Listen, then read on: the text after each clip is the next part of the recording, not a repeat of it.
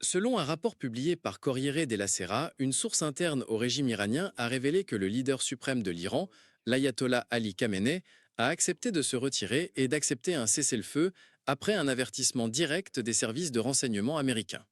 Selon la source, Washington a envoyé à Khamenei un message clair et menaçant. Soit tu acceptes le cessez-le-feu dans les 24 heures, soit nous viendrons te chercher, incluant même les coordonnées de sa cachette. Khamenei, connu pour son extrême prudence concernant sa survie et celle du régime islamique, aurait choisi de se retirer, non seulement parce qu'il n'avait pas d'autre choix, mais aussi parce qu'il avait besoin d'un moment pour respirer, selon la source.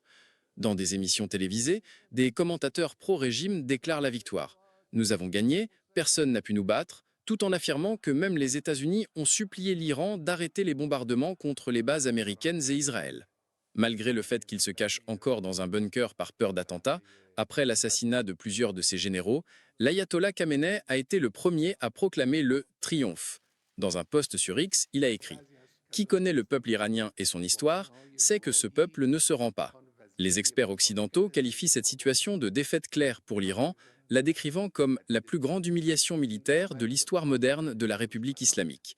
Selon Corriere, la seule victoire réelle pour le régime est le fait que Khamenei est toujours en vie, et avec lui, le système oppressif qu'il représente.